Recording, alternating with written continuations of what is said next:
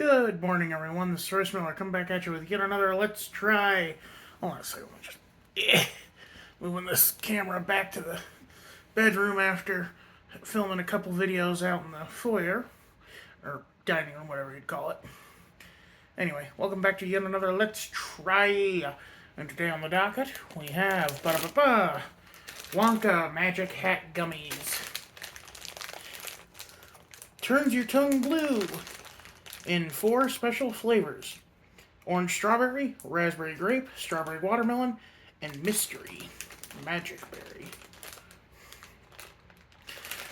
So, yeah, they made a gummy based on the infamous scene in the film where poor Violet Beauregard, whose only crime was chewing gum, eats bubble gum that turns her into a giant blueberry.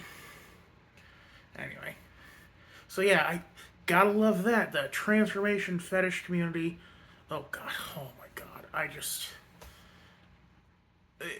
turn your kid. If you watch this with your kids, you might want to watch this alone first, because I don't know how much I'm going to talk about that stuff, because it's just disgusting.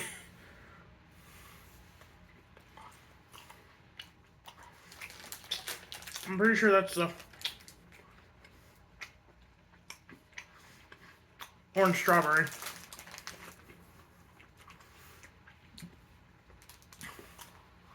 Nothing yet. Anyway. I have a weird relationship with Willy Wonka. Because, the Gene Wilder film really does hold a special place in my heart. But even then, it's still kind of problematic. Okay, it makes the kids a little more villainous by having them all work for Slugworth. Literally, the girl, the mom says to Mike TV, do you think, Mike TV says, as his mom, do you think Slugworth will pay extra for this? And she replies, keep your mouth shut and your ears open. And, so, they're clearly, doing bad, they're doing bad things. And, you do see that set up earlier in the film, and it even mitigates some of the damage Wonka does by saying, no, they're gonna be let out, and they'll be their old, miserable selves again, but they'll be a little wiser. There is a little more playfulness to his... I think... I hate giving credit to Doug Walker again, but there is an almost Bond villain-esque... there's almost a supervillain mentality to Wonka, where he is just this mad scientist creating candy. And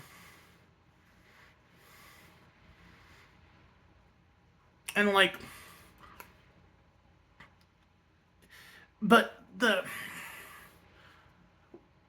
book it's based on, and the author who wrote the original Charlie of the Chocolate Factory, it's not good. Roald Dahl, for those who don't know, was a bit of a racist. Originally the Oompa Loompas were, pygmies of some caliber, which is a very dated, weird term for, short, indigenous people. I don't know, I didn't do much research into that, but anyway, let's continue on with these. And of course you have the Johnny Depp version, which is awful.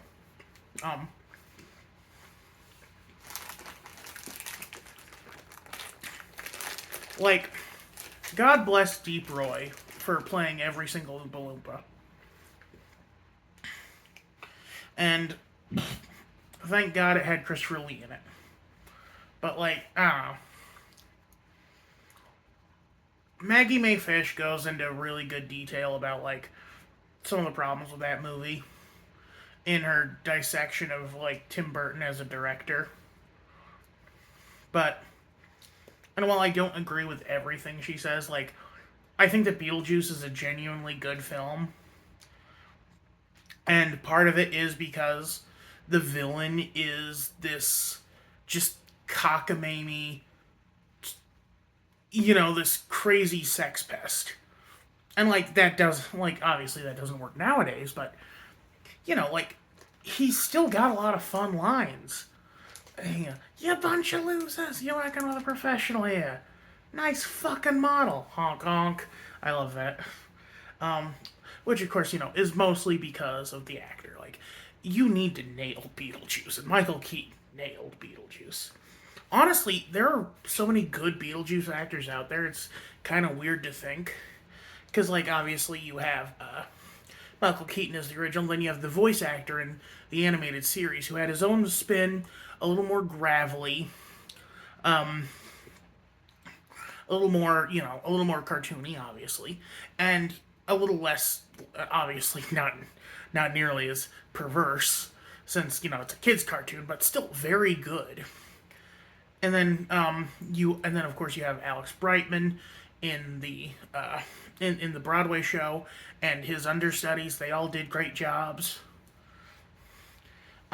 Famously, the guy who did Jack the Clown at Universal Horror Nights was originally the dude who played Beetlejuice on the Beetlejuice Graveyard Review, or whatever they called it. Which sadly, I've never been to Universal, so I can't speak to its quality. I did have a cousin who went there once because, she's big into Nickelodeon, and they had like a Nickelodeon thing there at the time. Nope, nothing yet. Anyway, this is about Willy Wonka.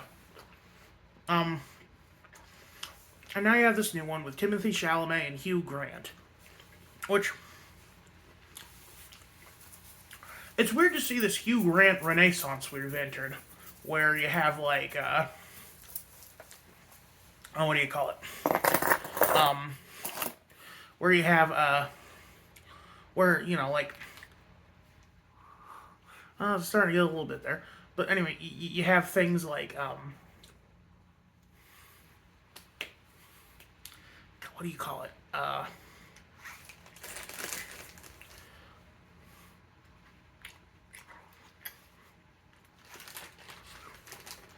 Dungeons and Dragons: Honor Among Thieves, and he's playing the Oompa Loompas and Willy Wonka.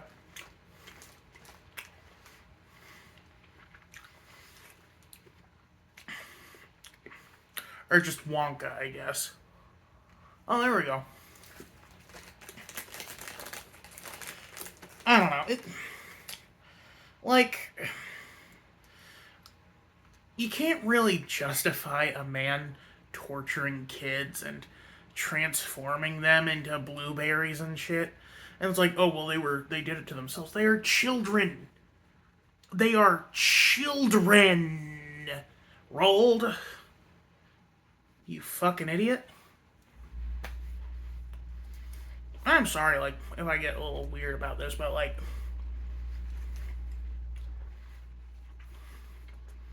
children can be so vilified in media.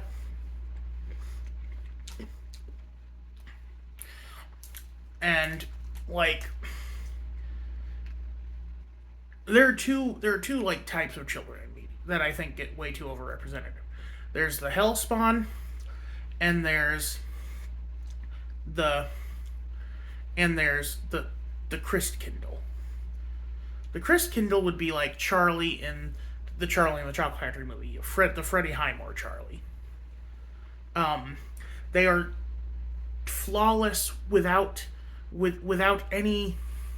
They are completely without sin. They are Jesus Christ come back to earth, and like, obviously you have. Anyway, obviously you have Charlie, and then another one would be like, I hate to say this, but kind of Aang from Avatar: The Last Airbender. And then one of the worst ones in my opinion is what is his name? I think Greg from Over the Garden Wall. Because you have Wirt, who is a great character. He's this very neurotic teenager who's got a lot of hang-ups, and played to perfection by Elijah Wood. And then you have Greg, who is this like saccharinely cutesy kid, and I just absolutely hate it.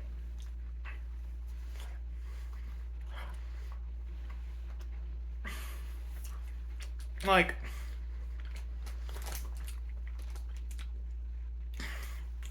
I've had cousins Wert's age for the past 10 years, or not Wirt, or Greg's age, the past 10 years or so.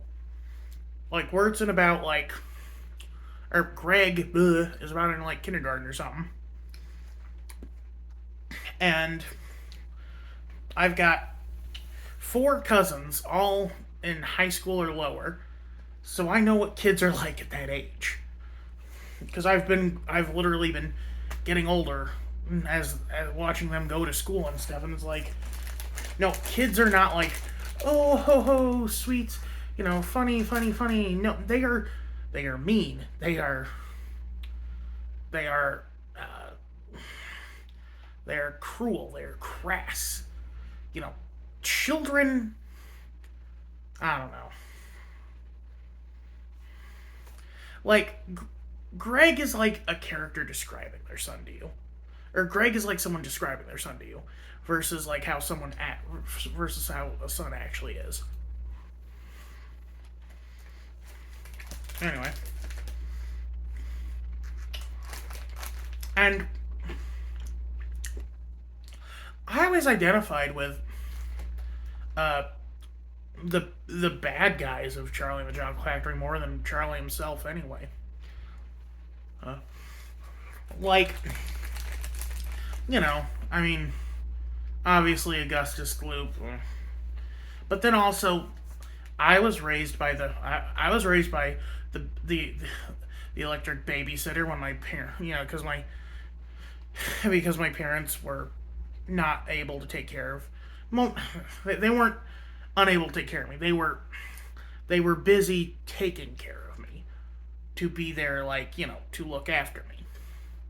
So I watched cartoons at home. Same as Mike watching westerns.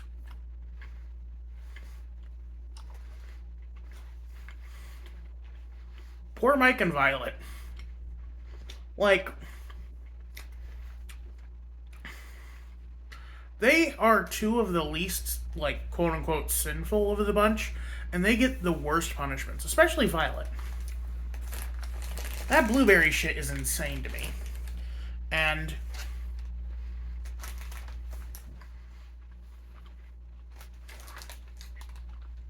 I don't know.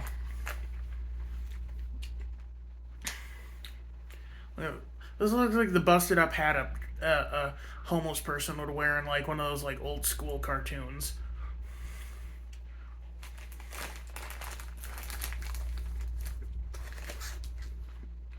I do appreciate the style though, like giving the brim that little twist to it, like almost like a western hat, and then you have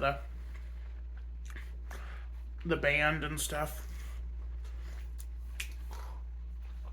It's getting there. Anyway, I don't want to describe these. Like,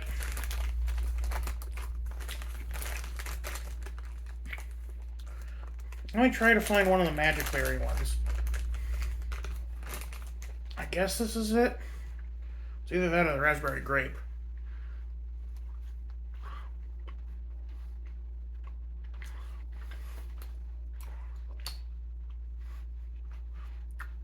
It's just kind of a generic fruit punch flavor. A little tart.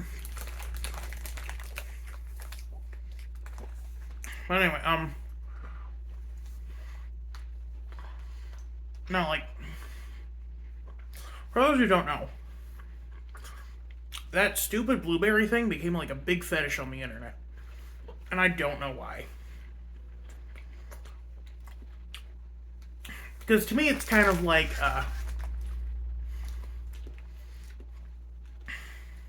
it's like I have a weird view on this specific thing because, like, to me, there's just something wrong about transforming children. I think because, like, you are taking their bodily autonomy away from them. It maybe it's because I grew up with the myth of Medusa, sexually assaulted by Poseidon and transformed by Athena because of it. She was objectified and destroyed by Poseidon, and so she is cursed to literally objectify others. by turning them into stone when they gaze upon her. At least that's Ovid's Medusa. And Charlie and the Chocolate Factory has a weirdly similar thing because Violet is turned into a fruit. Not only is her basic humanity denied, her basic right to be an animal, a living, breathing thing on this earth is denied.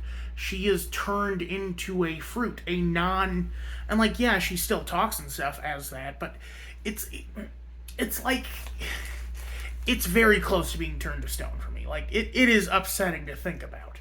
Like a werewolf, like looking at other animal curses, like animal curses versus a fruit curse is night and day to me because like a werewolf, like you're still a mammal. A donkey, you're still a mammal. A donkey, like Pinocchio and the salt mines and shit.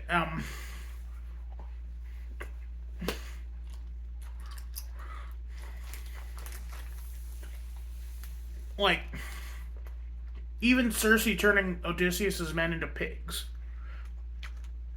Pigs are still relatively close to human. A blueberry is changing the kingdom that you were from. Okay? Not just species, not just class. Literally shifting your body, your DNA from from the animal kingdom to the plant kingdom. Can you imagine, like, the kind of shit that would go on in your system? And, like, yeah, I know, I'm overthinking this a lot. And it's just a weird thing from a kid's book and movie that they make little gummies to parody. But this is the kind of shit I think about. All day, every day.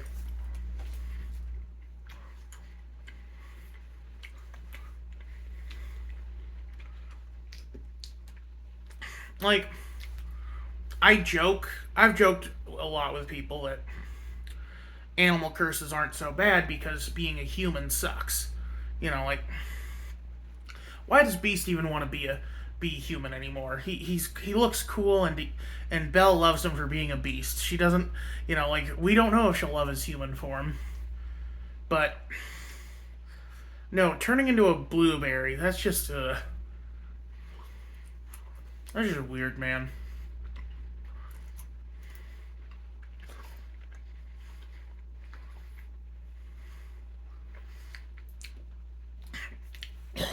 And like Augustus has a very clear eating disorder.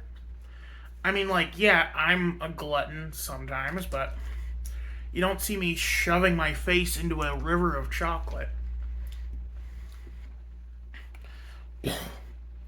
The boy clearly has issues with self-control that make me look like fucking Gandhi. Um,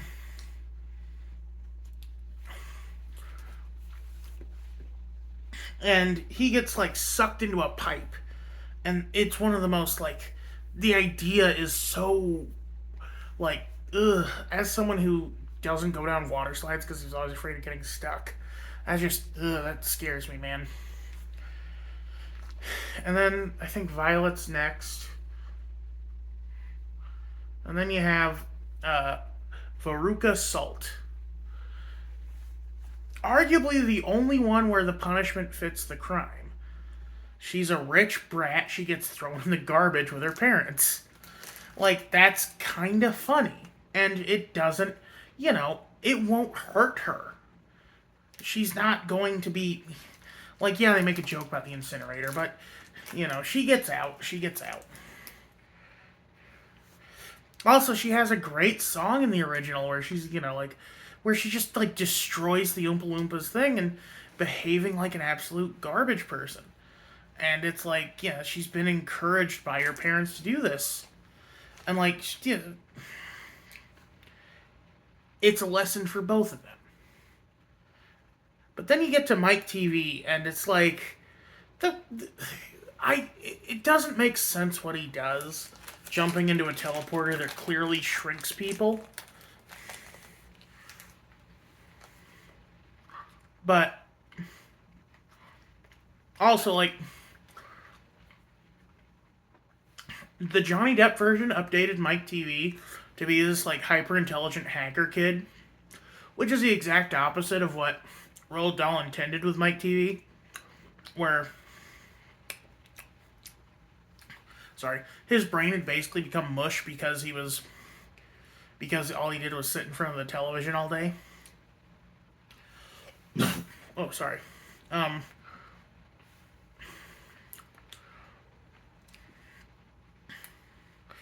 I don't know. And like, yeah, you literally, but it's like,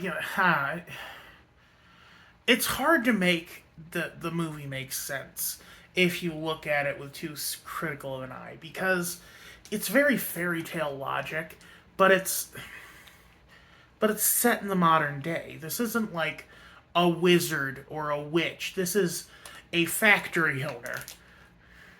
And allegedly, the original book ended with Charlie being fed to Wonka's kids because he wanted to turn them into chocolate and feed them to him. Like, that's even worse. That's garbage. I think originally someone once said that Charlie was supposed to be black too. Which, like, I think that was the version of Charlie who was supposed to be black, was the one that Wonka cannibalized.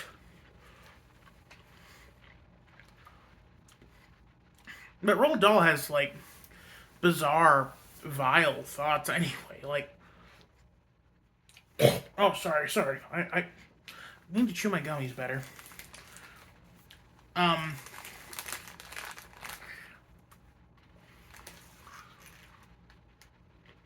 the Witches originally ends with the boy mouse being like, oh, good, now I don't have to outlive my grandma. Which, wow.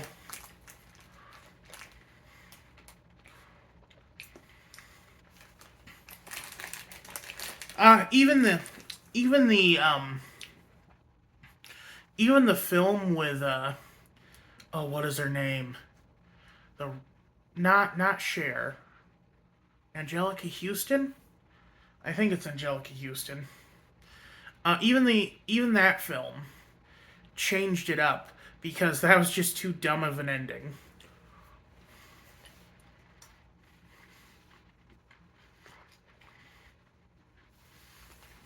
I don't know what the remake with Anne Hathaway does though.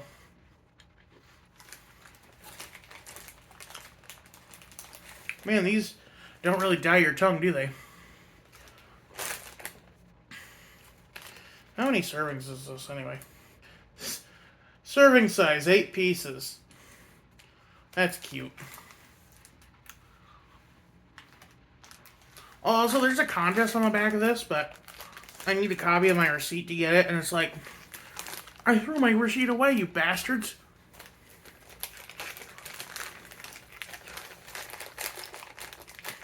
Whatever.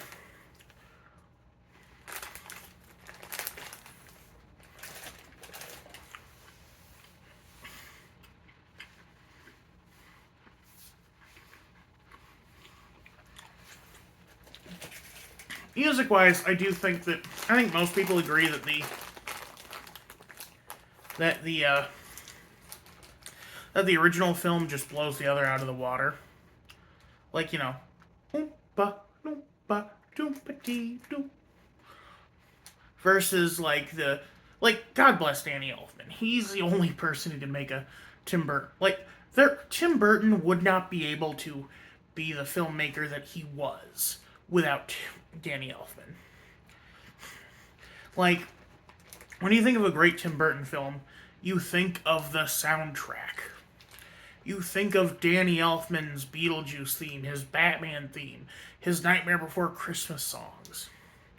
The only good part about Corpse Bride was the music. I hated Corpse Bride. God damn. Like, when you were promised a stop motion film from Tim Burton, you expect fucking Nightmare Before Christmas. You don't want to get oh, this is actually existentially terrifying. People die.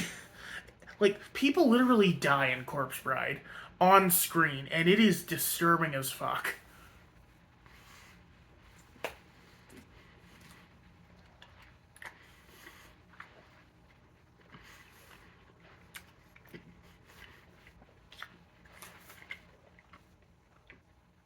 You gotta go with the Henry Selick. He's where he's where the charm of Nightmare Before Christmas came from. And you can see it in uh and you can see it in like Coraline and sorry. And what was one I really liked? James and the Giant Peach. Another okay, James and the Giant Peach might be the best uh Roald Dahl book just because it wasn't such a goddamn like weirdly creepy thing. It was about a boy being abused by his abusive aunts, which, that's a very classic fairy tale thing. And he goes to New York City with a bunch of bugs who become his found family. That's a good story. Also, like, you had, like, Jonathan Hyde as the grasshopper, and, oh lord, the scientist from Jaws, Richard Dreyfuss, as the New York centipede. And then you had the Spider Woman, and they gave her that really unique thing where, like, instead of a traditional spinneret, her she had like she had thread that she would use. That was a good movie, actually. Anyway, I've rambled on way too much now. Is Wonka gonna be good? I don't know. We've seen the kinds of decisions Warner Brothers has been making lately. Zaslav is clearly not. Clearly doesn't have the company's best interests at heart. But time will tell. Who knows? Maybe it comes from far. Maybe the people who worked on this film actually did love it. Maybe it is just a cynical cash grab on a nostalgic property. I can't say. The I don't know if anyone really can say. But I've rambled for over almost 30 minutes now about this, and I'm tired. I'm going to bed. Y'all have a good one. This is Royce Miller. I'm outie.